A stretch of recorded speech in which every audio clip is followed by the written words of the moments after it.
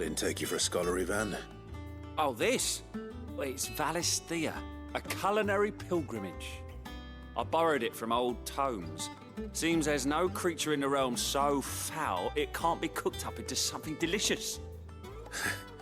Think I'll stick to the unfoul ones, thanks. Oh, where's your sense of adventure, Sid? Honestly, one glance at these recipes, and even you would trade in your sword for a butcher's cleaver. From spit roasts to sweetmeats, this book has them all. What I wouldn't give to bring these recipes to life. If it's my blessing you're hoping for, then by all means. Well, I'm no hunter, Sid. The first tunnel worm I came across would be the death of me. But you're made of sterner stuff. Would you help me resurrect one of these recipes? Something tells me you won't be taking no for an answer. Fine, I'll help. Fantastic! Thank you. So, dare I ask what's on the menu? Chance's Stew. It was once a favourite among the gourmands of Oriflamme, if the author is to be believed. Though Molly's never heard of it. The only problem is that while the recipe is extremely detailed in most respects, it's infuriatingly cryptic as to the main ingredient. A beast, no doubt. Most likely something that would make easy work of a simple cook with more broth than brawn, but unwanted violets. I've no idea what they might be. Does the book say anything else? Well, only that the sweetest violets sprout atop the bed of roses. Roses. Rosaria, perhaps?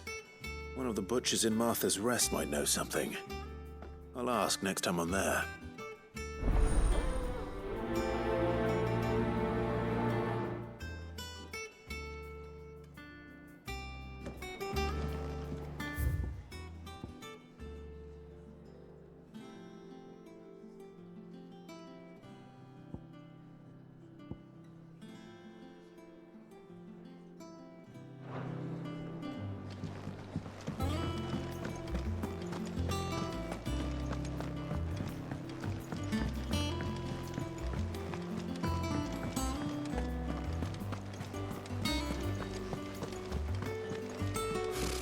Typical nobles.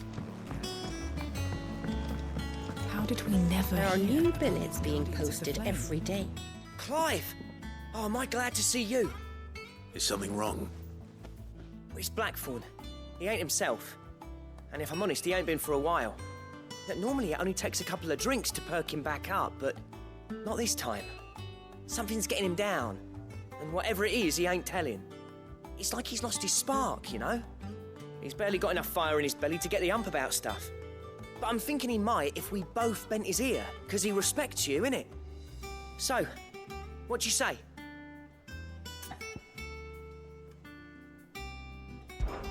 Fine.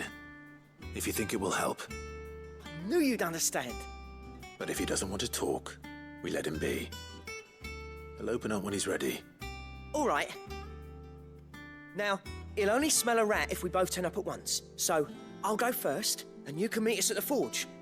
Wait a bit, then head over when you're ready.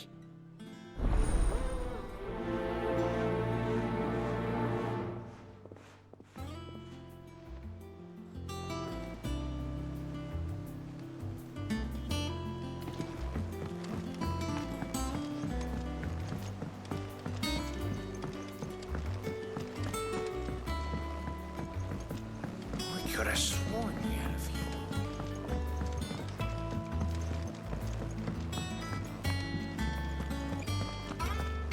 That monster's taken quite a liking to live.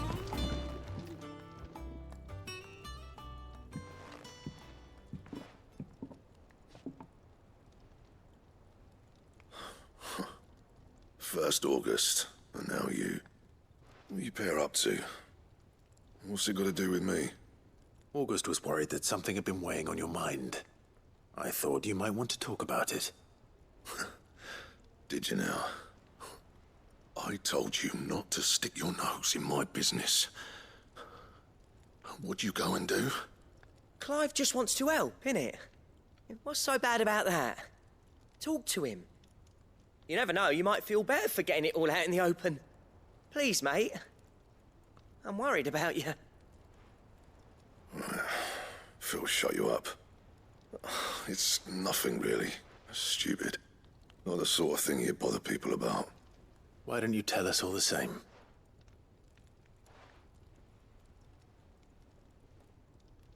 Karen and I have an arrangement. I keep an eye on Goots, and she shows me what the competition's up to. Interesting arms and armor, things like that. Anyway, the other day, she shows me a cuirass she's come by. Masterpiece of level work. Light, supple, and tougher than it had any right to be. Made my stuff look like every clumsy shit. I should have brought the bastard thing there and then just to study it, but I was too proud. And now every time I reach for my hammer, I'm reminded that I'm not the craftsman I thought I was. There. You happy? You got what you came for. Now piss off. All right, we're going.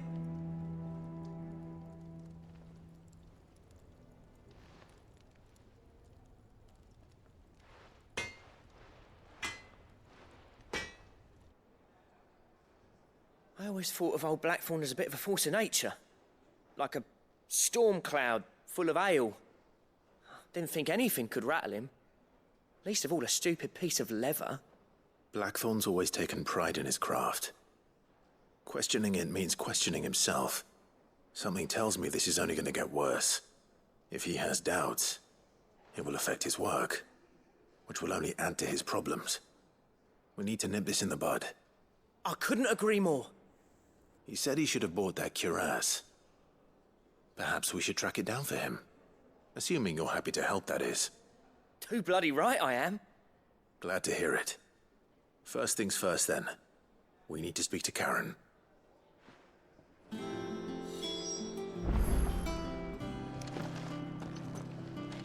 That monster's taken quite a liking. Karen, do you have a moment?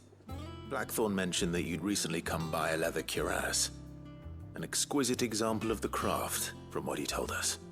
And he ain't been himself since he saw it. So we thought we'd buy it for him. Sorry, sold it already. Didn't think Blackthorn cared for it the way he turned his nose up. But it was nicely put together, that's for certain. Even if the bloke who made it is a bit of an odd one. Happened across him on my travels. Makes all his stuff to order, but the fella who commissioned it refused to pay. He didn't like the colour of summit. So I took it off his hands for a fair price. You don't know where we might find him, do you? Like I said, he's a bit of an odd one. Doesn't even have a workshop. He don't trust hunters neither, which means he spends as much time out tracking beasties as he does working their hides. I see. He did tell me something, though. Apparently, his next commission's for a set of griffin hide greaves. Here, there's a griffin on the hunt board. The curse breakers were placing bets on who'd bag it. Now, where the bleeding hell was it sighted? Somewhere in Sambrec, maybe. Cairnorthern, that was it. Thank you, Karen. We'd be lost without you. At least you admit it. So, it sounds like going after that griffin might be the best chance we have of finding our roaming leatherworker. I'll leave the hunting to you if you don't mind. While you get on with that, I'll ask around the markets. See if I can't sniff out who he is and where he's hiding. Good idea. Hopefully one of us will be able to track him down.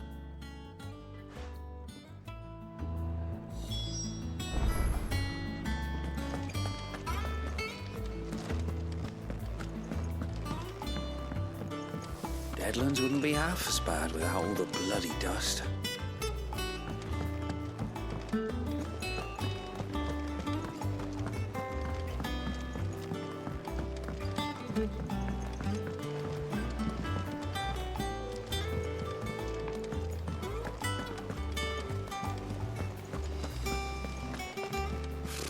Typical nobles.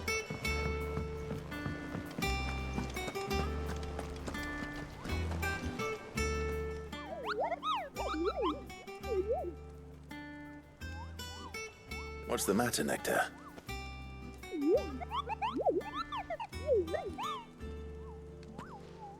The hunt board? It's where the curse breakers post sightings of particularly fearsome beasts. those that might pose a threat to our operations if they were left to roam free. Just because they can't be dealt with when they're spotted, doesn't mean they can't be dealt with later. Was that what you wanted to know?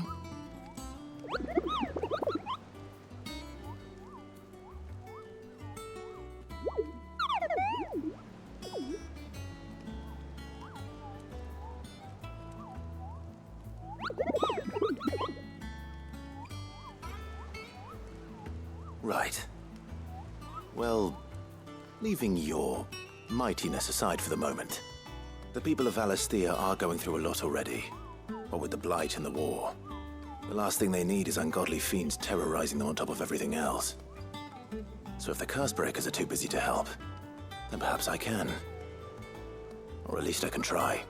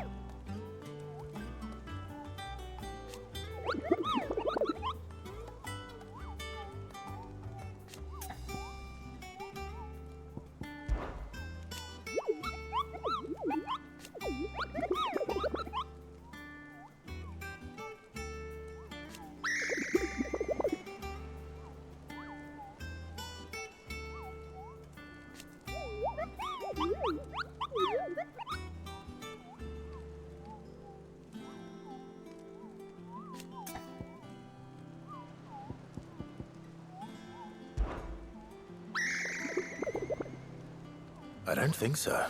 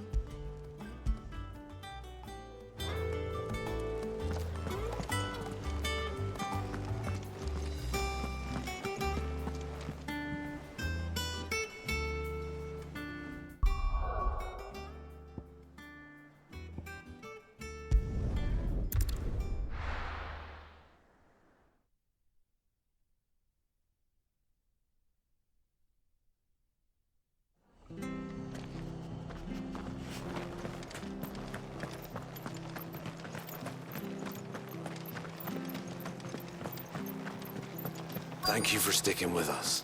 Those of us who are still here have to look after each other, don't we? Ah, welcome. Times may be hard, but if you got the gill, I got the goods. What can I do you for? Unwanted violets, if you have them. Though I'd gladly settle for learning what they are if you don't. Why, I haven't heard folk call them that since I was a lad. You're looking for scorpion tails. Unwanted violets is what folk used to call them back in the day. They turn a wicked purple when you boil them up, hence the name. Used to chuck them in the pot when there weren't nothing else on offer, and there was a war on, that sort of thing. Thankfully, times aren't yet as hard as that. And even if they were, you wouldn't find anyone selling them these days. Do the scorpions still live nearby? I dare say they do. Three Reeds would be your best bet, if memory serves. Thank you. You've been most helpful.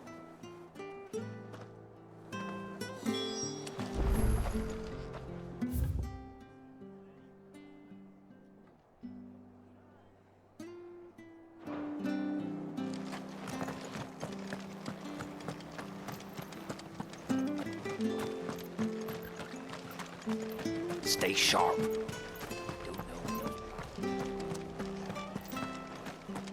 Don't you go causing any trouble now.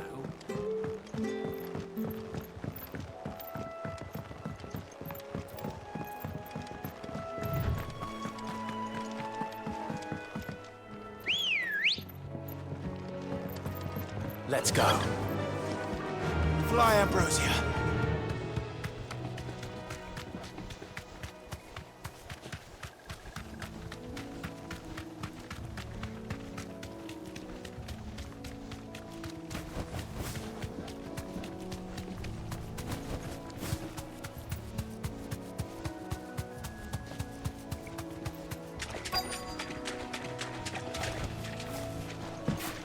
Scorpions.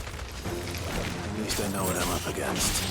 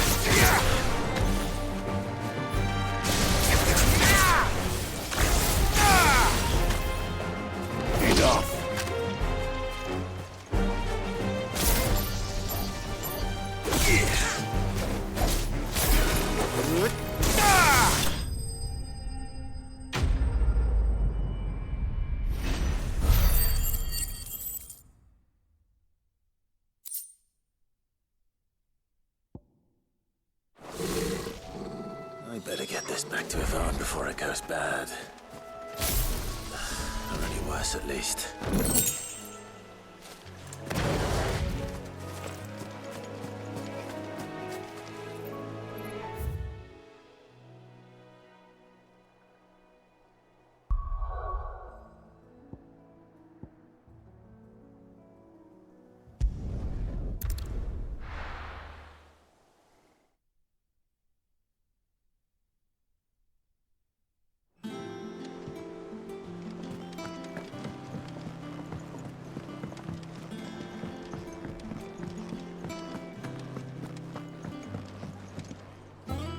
Did you find our mystery ingredient? I did indeed.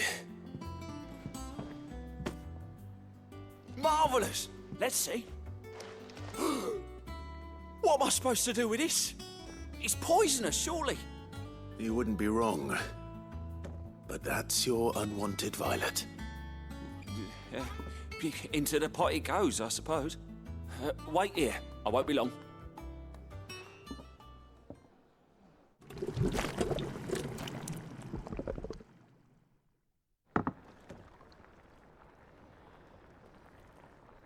I present Chance's Stew, risen once again from the ashes of obscurity. Grab a spoon, Sid. Let's eat while it's hot.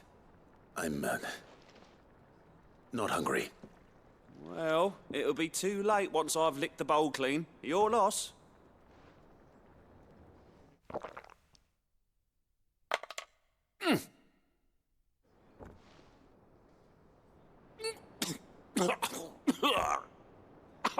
Odin's teeth. What an assault on the senses. It's like choking on swamp water. And yet, up through the pungency, there rise complex, meaty notes. It takes a moment to recover from such an onslaught of flavours, but never have I tasted anything so fine. Thank you, Sid. Thank you. You're, welcome. I must share this gift. I won't rest until a steaming bowl of Chance's stew sits before everyone in the hideaway. A single mouthful, and Molly will be breeding scorpions of her own. I'm sure she will.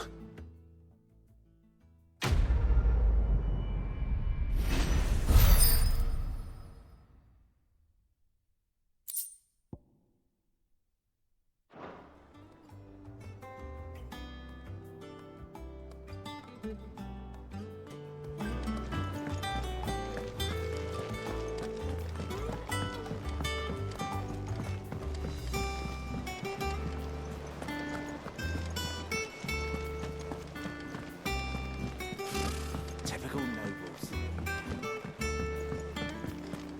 How did we never hear these guardians of the